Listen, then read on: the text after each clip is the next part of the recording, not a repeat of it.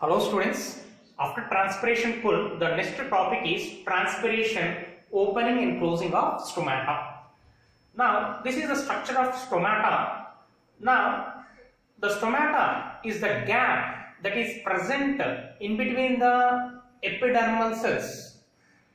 Now, this stomata on either side, it is guarded by guard cells, G-U-A-R-D. The stomata on either side protected by guard cell. Guard means protection.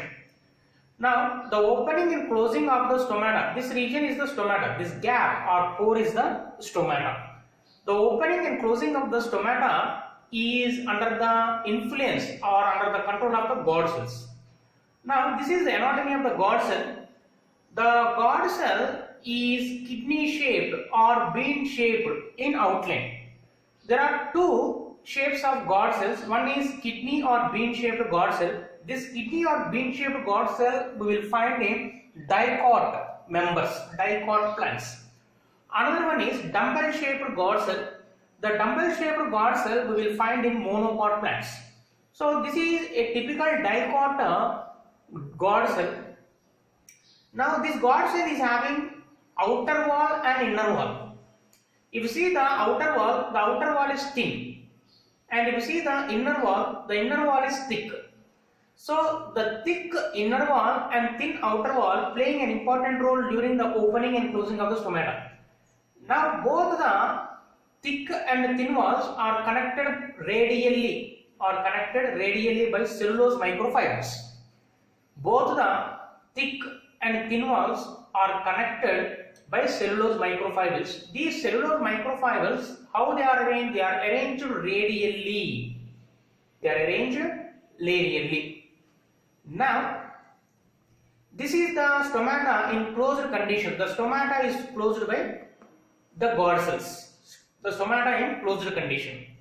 Next, stomata in open condition. How the stomata will open means, now the stomata during the presence of sunlight, in the presence of the sunlight influences the potassium ions and chloride ions to enter into the guard cells. The sunlight influences the potassium ions and chloride ions to enter into the guard cell. Now, when potassium and chloride ions enters into the guard cells, this potassium and chloride are acting as solutes. So, what will happen? The solute potential of the guard cell increases. The number of solutes in the guard cell increases. As the number of solutes in the guard cell increases, what happens to the water potential? The water potential becomes low. So, we know that the water will move from higher water potential to lower water potential.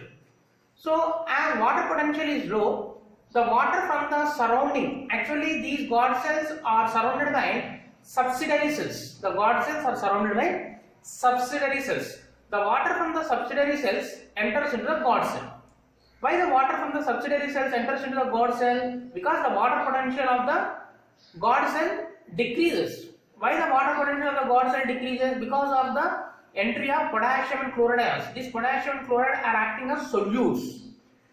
Now, when large amount of water enters into the guard cell, what will happen? The guard cell becomes turgid. What is meant by turgidity? These increased amount of water in the guard cell exerts pressure onto the cell wall. Now, this is the cell wall. Two types of cell walls are there: thin cell wall and thick cell wall. So, because of the water exerting pressure onto the cell wall, what will happen? As one of the cell wall is thin, this thin cell wall exerts pressure. This thin cell wall is experiencing pressure by the water molecules. Because of this experiencing of pressure by the water molecules, what will happen is the thin cell wall will be expanded, or the thin cell wall attains the shape of crescent shaped structure. What is meant by crescent? Crescent means half moon structure. So, the increased amount of water in the guard cell pushes the thin cell wall towards outer region. As a result, the guard cell attains crescent-shaped or kidney-shaped or bean-shaped structure. So, when the thin cell wall is pushed towards the outer region, the thick cell wall will also be pulled by the thin cell wall. Why? Because as we have already discussed, the thin and thick cell walls are connected by microfibers. The thin and thick are connected by microfibers. When this thin is pushed outside, this thin also pulls the thick cell wall. So the concept is very simple. Because of the increased number of the solutes, water enters into the guard cell. The increased amount of the guard cell makes guard cell to become turgid. So these increased amounts of water pushes the thin cell wall towards outside, thereby attaining crescent-shaped structure. This thin cell wall also pulls the thick cell wall towards outside because both the thin and thick are connected by cellulose microfibers. So as a result, the thin and thick both attaining the crescent-shaped structure. Both the thin and thin. So the two guard cells attain crescent-shaped structure. When the two guard cells attains crescent-shaped structure, the stomata is opened. This is called as proton pump theory. The proton pump theory was explained by Leavitt. The proton pump theory was explained by the scientist Leavitt. So very simple concept. In the presence of the sunlight, actually the stomata, so in majority of the plant, the stomata is open during the daytime. So in daytime, under the influence of sunlight, the potassium and chloride ions diffuse into the guard cell. This potassium and chloride are acting as solutes. So as solute molecules are increasing in number in the cytoplasm of the guard cell, the water potential becomes low. Because of the lower water potential, the water from the surrounding subsidiary cells enters into the guard cell, thus making the guard cell to become turgid. So this turgor pressure pushes the outer thin wall towards outside, thereby the thin cell wall attains crescent-shaped structure. This thin cell wall also pulls the thick cell wall to move away, thereby both the thin and thick attaining the crescent-shaped structure. When the two guard cells attain the crescent-shaped structure, the stomata will be open, called as proton pump theory, explained by Leavitt. Next one, SPAC. Soil, plant, atmospheric continuum. Transpiration is playing an important role in soil, plant, atmospheric continuum. What is soil, plant, atmospheric continuum means? First of all, the plant absorbs water from the soil. Now, the water from the soil enters into the plant. From plant through transpiration, again the water enters into the atmosphere. And this water vapor in the atmosphere again comes to the soil in the form of the rain. And the second round of the cycle is repeated. What is the second round of the cycle? Again the water from the soil is absorbed by the plants and the plant releases this water in the form of water vapor through stomata, that is called as transpiration. So because of this transpiration, water is released into the atmosphere. From atmosphere again water comes to the soil. So this cycle of water movement from soil to plant, plant to atmosphere, atmosphere to soil, soil to plant, plant to atmosphere, atmosphere to soil is called as soil, plant, atmospheric continuum. So in order to have this SPAC cycle, transpiration is playing a very important role. Now if you see the transpiration, what is the definition of the transpiration? The loss of water in the form of vapor state into the atmosphere by the stomata of the plant is called as transpiration. So I repeat, transpiration is the loss of water in the form of water vapor by the stomata into the atmosphere is called as transpiration. Now transpiration only shown by stomata means 90% of the transpiration, 90 to 99 stomata. To a lesser promotion, the water vapor is also lost from the plant body through lenticles. What is meant by lenticles? The lenticles are the small gaps that is present in the bark of the plant.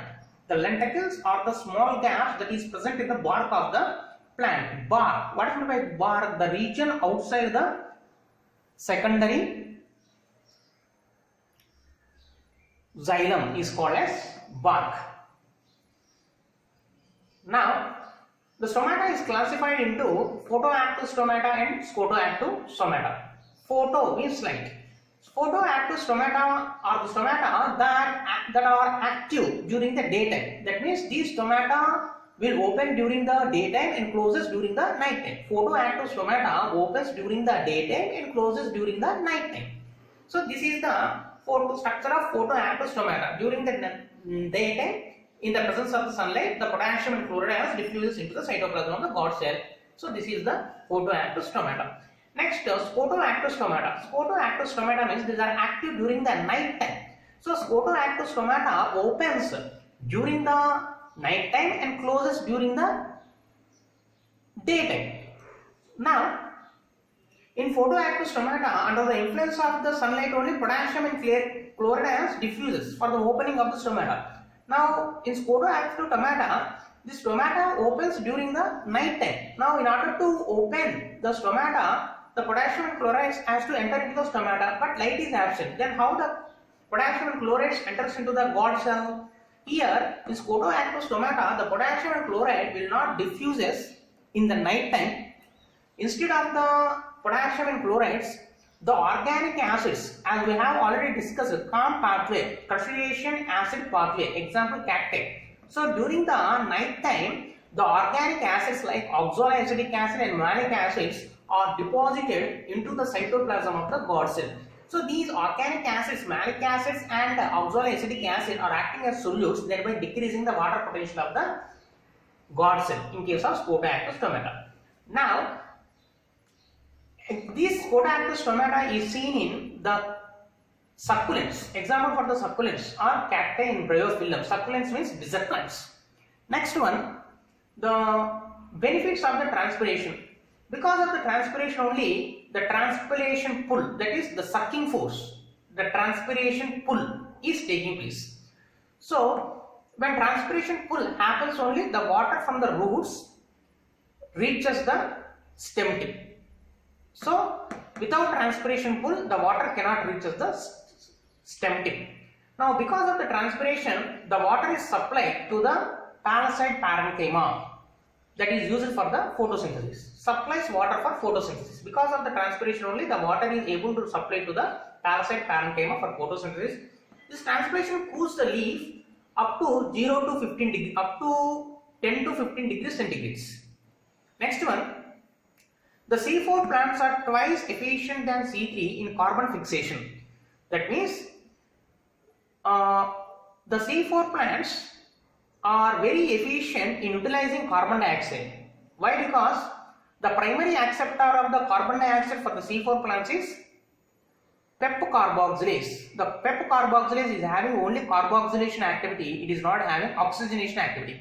C3, the primary acceptor of the carbon dioxide is rubisco. So rubisco is having both the carboxylation and oxygenation. So as PEP carboxylase is having only carboxylation, these are more efficient in fixing the carbon dioxide.